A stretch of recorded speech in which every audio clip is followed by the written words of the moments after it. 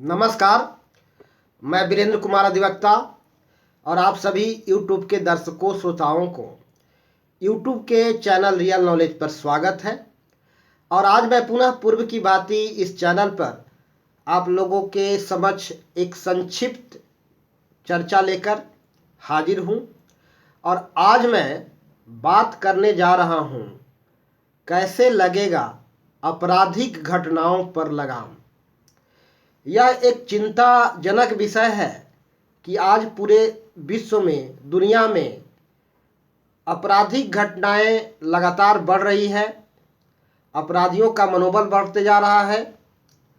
तो आपराधिक घटनाओं पर लगाम कैसे लगेगा, इस विषय पर मैं अपना एक संक्षिप्त विचार लेकर आप लोगों के समक्ष हाजिर हूँ।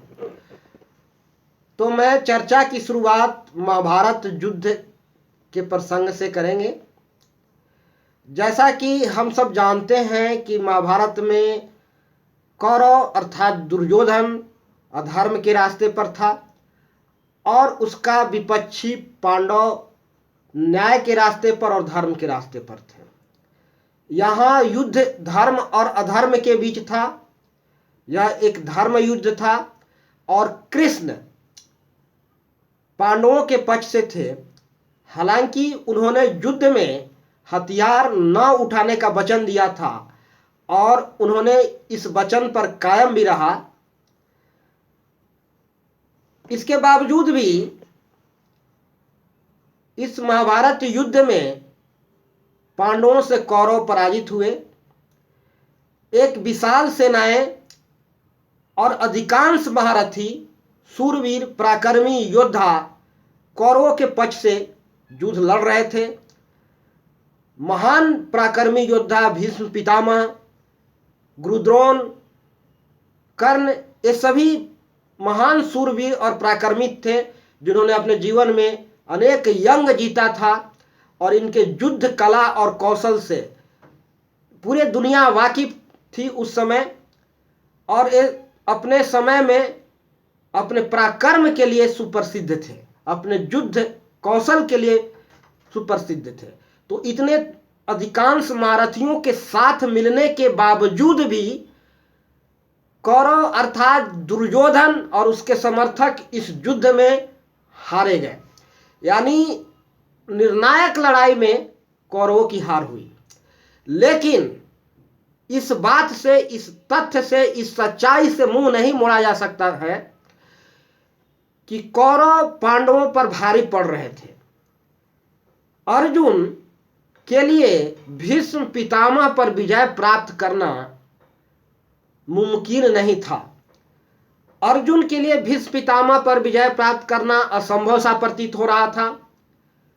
गुरुद्रोण पर भी अर्जुन को विजय प्राप्त करना असंभव सा प्रतीत हो रहा था। कर्ण पर भी अर्जुन को विजय प्राप्त करना असंभव सा प्रतीत हो रहा था। एक तमाम महारथी योद्धाएं अर्जुन पर भारी पड़ रहे थे और अर्जुन के लिए इन पर विजय प्राप्त करना असंभव था। अब जरा सा हम रामायण के बारे में बात करें। रावण राम पर भारी पड़ रहा था। राम के लिए रावण पर विजय प्राप्त करना असंभव सा प्रतीत हो रहा था। लेकिन यह एक संयोग था, इत्तेफाक था कि विभीषण का राम से भेंट होती है और विभीषण को राम का साथ मिल जाता है। यह संयोग था। तो कहने का तात्पर्य यह है कि असुर प्रवृत्तियां सदा से ही इंसानों पर भारी रहा है। असुर प्रवृत्तियां इंसानों पर सदा से ही भारी पड़ा है। आधुनिक बोलचाल की भाषा में असुर प्रवृत्तियों को हम आपराधिक प्रवृत्तियां कह सकते हैं। आपराधिक प्रवृत्ति वाले लोगों को असुर कह सकते हैं। तो इतिहास इस बात की साक्षी है, इतिहास इस बात का प्रमाण है कि ये असुर प्रवृत्तियां इंसानों पर सदा से भारी रहा है और भारी पड़ा है। और आज के युग में भी, आज के परिप्रेक्ष्य में भी यह बात सही साबित होता है। हम यह कह सकते हैं कि असुर प्रवृत्तियां इंसानों पर प्रारंभिक तौर पर, प्रारंभिक स्टेज में इंसान पर विजित होते नजर आ रहा है और विजित होते नजर आता है। लेकिन जीवन के यंग में, यानी युद्ध के निर्णायक लड़ाई में, ये असुर प्रवृत्तियां हार जाती है, यह आपराधिक प्रवृत्तियां हार जाती है। लेकिन यह तथ्य है, यह सच्चाई है, और महाभारत रामायण में इसकी प्रमाणिकता भी है कि असुरों को, यानी आपराधिक प्रवृत्ति वाले लोगों को विशाल जन समुदाय का समर्थन भी मिला और अनेक ताकतवर लोगों का समर्थन भी मिलता है। और असुर प्रवृत्तियां इंसानों से ज़्यादातर पावरफुल, शक्तिशाली और सामर्थ्यवान रही है। और सदा से ही ये आपराधिक प्रवृत्ति वाले लोग, असुर प्रवृत्ति वाले जिसको हम कह सकते हैं, इंसानों पर भारी पड़े हैं। और इनिशियली स्टेज में, प्रारंभिक दौर में, ये असुर प्रवृत्तियां इंसानों पर विजित रहे हैं और विजित होते नजर आए हैं। लेकिन जीवन के अंतिम लड़ाई में, निर्णायक लड़ाई में, ये असुर प्रवृत्तियों का हार निश्चित हुआ है और यह इतिहास में प्रमाणित है, इतिहास द्वारा प्रमाणित है। और यह भी हम देख सकते हैं कि अपराधी प्रवृत्ति वाले लोगों को, अपराधी छवि वाले लोगों के लोग साथ देने वाले भी ज्यादा हैं। लेकिन इंसान की जीत निश्चित होती है और जीवन की लड़ाई में हार जाते हैं। तो अच्छे लोग सदा से ही बुराई का विरोध करते रहे हैं और करते रहेंगे, और अपराधी लोग का बुराई का विरोध, अपराधी प्रवृत्ति वाले लोगों को अच्छे लोग हमेशा से ही विरोध करते रहे हैं। तो अपराधियों का भी एक संगठन होता है। यदि अपराधियों का एक संगठन है तो अच्छे इंसानों का भी एक संगठन होना चाहिए जो इन अपराधी प्रवृत्ति के लोगों को, अपराधियों को विरोध कर सके। तो अच्छे इंसान को संगठित होना जरूरी है समाज में अपराध को नियंत्रित करने के लिए। जब आप संगठित नहीं होंगे तो अपराधी प्रवृत्ति वाले लोग आप पर हावी होंगे और आपको परेशान करेंगे। तो अब समाज में अपराध को नियंत्रित करने के लिए, अपराध पर लगाम लगाने के लिए तमाम अच्छे इंसानों को एक संगठित होना जरूरी है। जो लोग अपराधियों को संरक्षक हैं, संपोषक हैं, वे भी अपराधी हैं। अपराधी केवल वे नहीं हैं जो अपराध करते हैं, बल्कि अपराधियों को समर्थन देने वाले, चाहे वह मौन समर्थन करें चाहे प्रत्यक्ष समर्थन करें, उसका संरक्षक, उसके संपोषक भी अपराधी ही माने जाते हैं। तो अपराधियों का एक अलग जत्था है। तो तमाम इंसान लोगों को समाज में अपराध को निस्तारभूत करने के लिए, आपराधिक घटनाओं को खत्म करने के लिए, समाज उसको अपराध मुक्त बनाने के लिए तमाम इंसानों को एक संगठित होने की जरूरत है। और जब आप संगठित नहीं होंगे तो आप हमेशा से ही अपराधियों के शिकार होते रहे हैं और होते रहेंगे। दुनिया पारस्परिक है, हम सब एक दूसरे को आपस में सहयोग और मदद करके ही कोई बड़ा काम कर सकते हैं। अगर आप दूसरे के साथ नहीं तो आपके भी साथ कोई नहीं।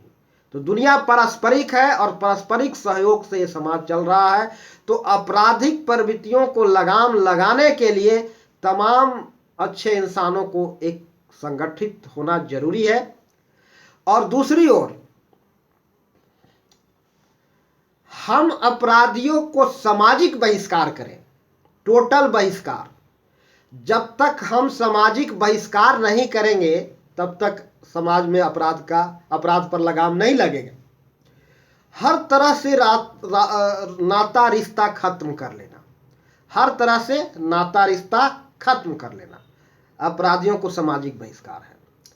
और हम इंसान किसी न किसी मान्यता से, विश्वास से, अवधारणा से संबंधित होते हैं। किसी विचार से हम संबंधित होते हैं, किसी मंतव्य से संबंधित होते हैं, किसी सिद्धांत से संबंधित होते हैं।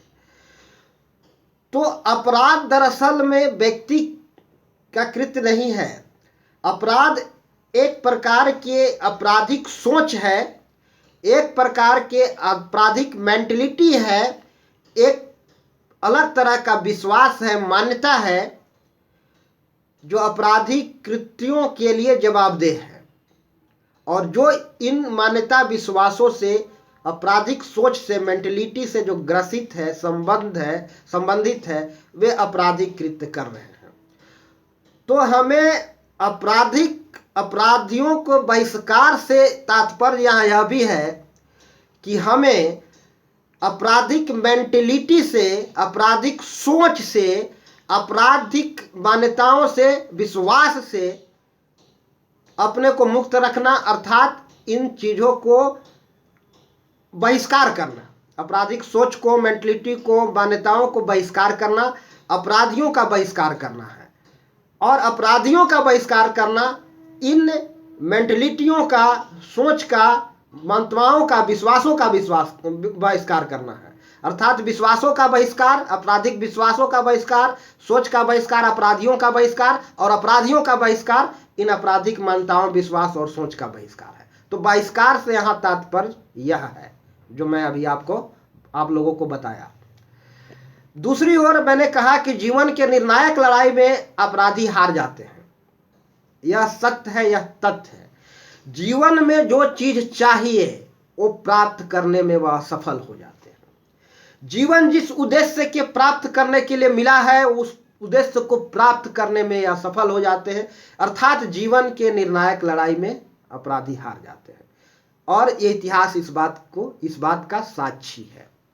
तो अंत में मैं फाइनली यह कहना चाहूँगा कि समाज में अपराध को नियंत्रित करने के लिए, अपराधों पर लगाम लगाने के लिए, आपराधिक मेंटलिटी को, मंतव्य को और आपराधिक मान्यताओं को बहिष्कार करें। तात्पर्य यह कि आपराधिक मेंटलिटी और मान्यताओं को धारण किए हुए अपराधियों को भी बहिष्कार करें, और बहिष्कार करके अपराधियों पर टोटल बहिष्कार करके, हर तरह से नाता रिश्ता खत्म करके समाज में अपराध पर नियंत्रित किया जा सकता है, अपराधों पर लगाम लगाया जा सकता है, और समाज को अपराध से मुक्त किया जा सकता है।